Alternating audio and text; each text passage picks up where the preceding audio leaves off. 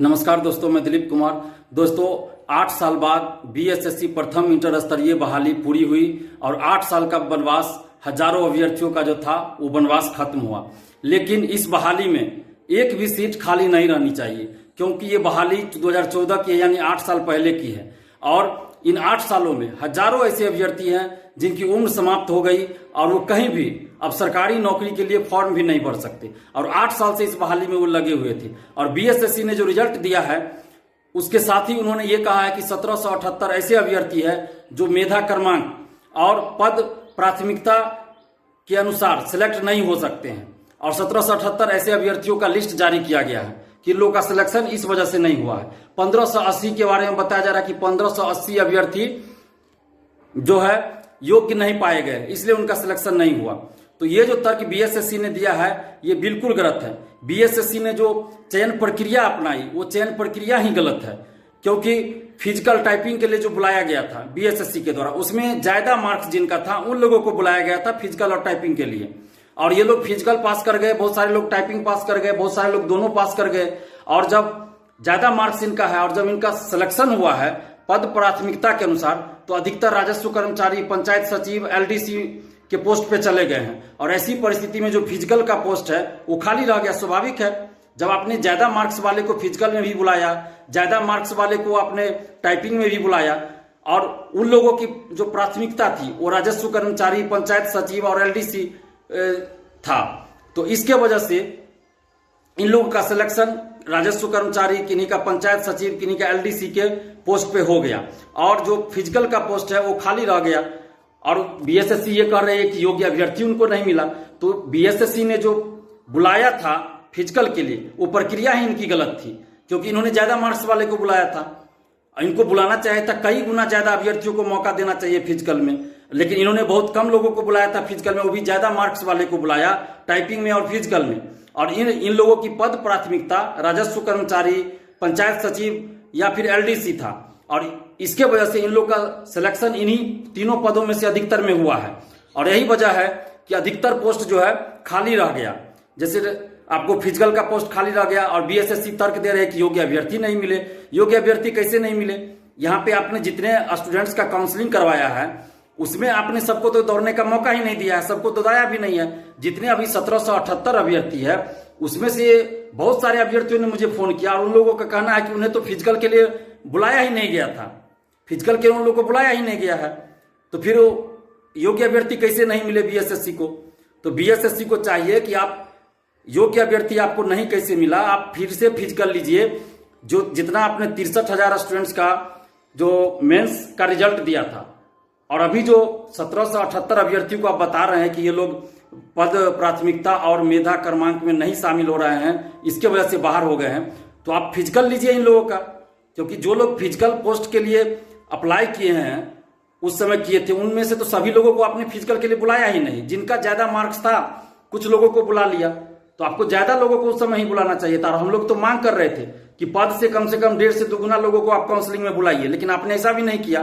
तो बीएसएससी के अध्यक्ष महोदय से हम आग्रह कर रहे हैं, विनती कर रहे हैं कि आप फिजिकल पोस्ट पे जो खासकर और अन्य पदों पर जो आप कह रहे हैं कि योग्य अभ्यर्थी नहीं मिले, तो आप ये जो 1778 अभ्यर्थी हैं और अन्य जो अभ्यर्थी हैं जो मेंस पास करके यहाँ तक पहुंचे थे, टाइपिंग फिजिकल दिए हैं और बहुत सारे अभ्यर्थियों को आपने फिजिकल में बुलाया ही नहीं है। तो जब आपने फिजिकल में बुलाया ही नहीं तो फिर आपने ये कैसे कह दिया कि योग्य अभ्यर्थी नहीं मिले?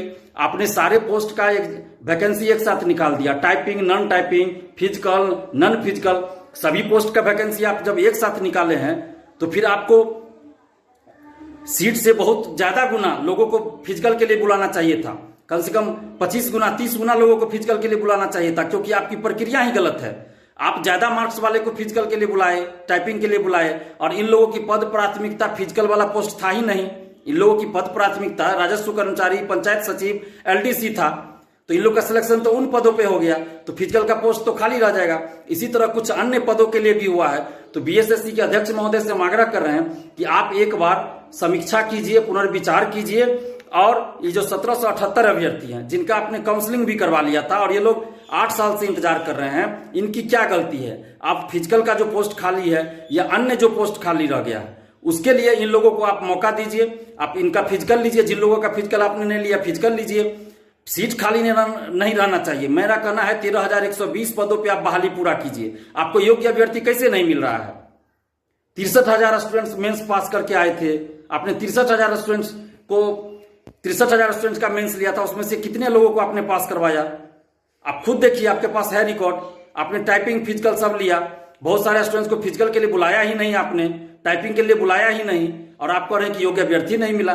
तो जितने अभ्यर्थी मेंस पास किए थे उसी में से आप खोजिएगा ना इस बहाली के लिए, उसी में से आप खोजिए, देखिए कैसे आपको योग्य अभ्यर्थी नहीं मिलते हैं। आप दोबारा फिजिकल लीजिए। लेकिन ये जो बहाना आप बना रहे हैं कि योग्य अभ्यर्थी नहीं मिले, तो ये बहुत गलत बात है। दरोगा बहाली होती है, सिपाही बहाली होता है, तो उसमें क्या योग्य अभ्यर्थी नहीं मिलते हैं? जितना सीट पे वैकेंसी आती है उतने सीट पे जितने लोग अप्लाई करते हैं, जितने लोग एग्जाम देते हैं, उसी में से मेरिट तय बनता है, और उसमें से जितने सीटों पे वैकेंसी आती है उतने सीटों पे बहाली पूरी होती है, उतना रिजल्ट जारी किया जाता है। लेकिन आपने तो ऐसा किया ही नहीं। 13,120 पदों पे बहाली है, तो आपको 13,120 पदों के लिए तो फाइनल रिजल्ट निकालना था ना। आपको योग्य अभ्यर्थी कैसे नहीं मिल रहा? अगर आपको योग्य अभ्यर्थी नहीं मिला, दूसरे को मौका दीजिए, आप फिर से फिजिकल लीजिए। ये कहां लिखा हुआ है कि आप एक बार ही फिजिकल लीजिएगा, दोबारा नहीं लीजिएगा? एक बार ही फिजिकल, आपने गलत प्रक्रिया ही गलत अपनाई ना। ज्यादा मार्क्स वाले को आपने फिजिकल में ही बुलाया, टाइपिंग में भी बुलाया, और उन लोगों की पद प्राथमिकता राजस्व कर्मचारी, पंचायत सचिव, एलडीसी था, तो फिर फिजिकल वाला पोस्ट तो ऐसे ही खाली रह जाएगा, और अन्य जो पद है वो भी वैसे ही खाली रह जाएगा। तो आप जो 1778 अभ्यर्थी हैं, इन लोगों को मौका दीजिए और 13,120 पदों पे आप बहाली पूरा कीजिए। यही हम आग्रह कर रहे हैं, क्योंकि 8 साल में एक बहाली को पूरा नहीं करना एक बहुत बड़ा अपराध था, और 8 साल के बाद भी सीट खाली रख देना उससे भी बड़ा अपराध है। तो आप इतना बड़ा अपराध मत कीजिए अध्यक्ष महोदय। और आपके बारे में जो चर्चा हम लोग सुने हैं कि आप ईमानदार हैं, तो ईमानदारी के साथ साथ आप तत्परता दिखाइए रविंदर कुमार जी, और मानवता दिखाइए, संवेदनशीलता दिखाइए, और 13,120 सीटों पे आप बहाली पूरा कीजिए। और ये जो 1778 अभ्यर्थी हैं उन लोगों के साथ आप न्याय कीजिए और उनको मौका दीजिए, वेटिंग लिस्ट जारी कीजिए। क्योंकि जो 2446 दरोगा बहाली में सफल हुए थे वो लोग भी काउंसलिंग में शामिल हुए हैं, और 2213 दरोगा बहाली का भी रिजल्ट आने वाला है, तो इन लोगों ने भी काउंसलिंग करवाया है। तो जिनका 2213 दरोगा बहाली में हो जाएगा वो भी, और जो 2446 दरोगा बहाली में सिलेक्ट हुए हैं वो लोग भी, और लोग भी जिनको मनचाहा पद नहीं मिला वो लोग पद ज्वाइन नहीं करेंगे। तो ऐसी परिस्थिति में जितना आपने रिजल्ट जारी किया है उसमें से भी हो सकता है 500 1000 लोग ज्वाइन ही ना करें। तो ऐसी परिस्थिति में सीट भी जितना आपने रिजल्ट दिया उसमें भी 1000 हो सकता है, या 800 या 700 जो भी हो खाली रह जाएगा। तो आपको वेटिंग लिस्ट भी जारी करना चाहिए ताकि एक भी सीट खाली न रहे। 13,120 पदों पे आप बहाली पूरा कीजिए। और ये जो 1778 अभ्यर्थी है, और भी जो अभ्यर्थी है जिनके साथ गलत हो रहा है, उन सभी अभ्यर्थियों से हम ये कह रहे हैं कि आप लोग एकजुट रहिए। सेकंड काउंसलिंग के लिए भी जो लोग कह रहे हैं उन लोगों से भी कह रहे हैं, और 1778 अभ्यर्थी जो है सभी लोगों से कह रहे हैं कि आप लोग एकजुट रहिए और एकजुट होकर आवाज उठाइए। किसी के साथ भी गलत नहीं होना चाहिए। 13,120 पदों पे ये बहाली पूरी होनी चाहिए, एक भी सीट खाली नहीं रहनी चाहिए। हम शुरू से ये बात कहते आ रहे हैं। आप लोग एकजुट रहिए और एकजुट होकर आवाज उठाइए, और एकजुट होकर आंदोलन करने की जरूरत है। 10 तारीख के बाद मैं समय दे सकता हूं, 10 तारीख तक मैं फ्री नहीं हूं, 10 तारीख के बाद मैं फ्री रहूंगा। तो आप लोग डिसाइड कर लीजिए, 10 तारीख के बाद जब भी आंदोलन की बात कीजिएगा हम आपके साथ खड़े रहेंगे। और आप लोग बीएसएससी ऑफिस में जाकर आंदोलन कीजिए, एकजुट होकर आंदोलन कीजिए। बीएसएससी अगर नहीं मानती है तो आमरण अनशन पे बैठिए, आपके साथ हम आमरण अनशन पे बैठने के लिए तैयार है। लेकिन कहीं ना कहीं पहल आप लोगों को करनी पड़ेगी। आप लोगों को जो 1778 अभ्यर्थी है और अन्य जो अभ्यर्थी है जो सेकेंड काउंसलिंग की बात कर रहे हैं, वो सभी अभ्यर्थियों को मिलकर ये करना पड़ेगा। हम आपके साथ हैं। 10 तारीख के बाद आप जब भी आंदोलन कीजिए हम आपके साथ हैं। और अगर बीएसएससी एक दिन के आंदोलन से नहीं मानती है तो आमरण अनशन पे बैठिए, हम भी आपके साथ बैठने के लिए तैयार हैं। और एक बार पुनः हम बीएसएससी के अध्यक्ष महोदय से आग्रह कर रहे हैं कि आप मानवता दिखाइए, संवेदनशीलता दिखाइए, और 13,120 पदों पे आप बहाली पूरा कीजिए। और इन 1778 अभ्यर्थी जो है उनके साथ आप न्याय कीजिए।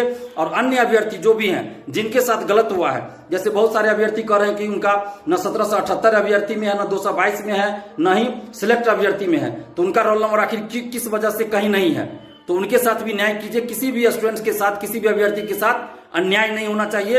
आप एक बार समीक्षा कीजिए, किसी के साथ गलत ना हो। जो भी लोग भी आवेदन दे रहे हैं, जिनके साथ जो प्रॉब्लम हुआ है, तो ऑफिस जाकर आवेदन दे रहे हैं, उनके आवेदन पे आप विचार कीजिए और देखिए कि उनके साथ क्या अन्याय हुआ है, उनके साथ न्याय कीजिए। और ये जो 1778 अभ्यर्थी है या और भी जो अभ्यर्थी है, इन सभी की बातों को सुनिए और इनके साथ न्याय कीजिए। और जितने भी अभ्यर्थी, आप सभी से अपील कर रहे हैं कि आप लोग एकजुट होकर आवाज उठाइए और आंदोलन कीजिए। 10 तारीख के बाद जब भी आप आंदोलन कीजिएगा हम आपके साथ हैं। अगर उससे पहले भी आप आंदोलन करना चाहें तो निश्चित रूप से आप आंदोलन कीजिए, लेकिन मैं 10 तारीख के बाद आंदोलन में शामिल हो पाऊंगा। धन्यवाद। जय हिंद।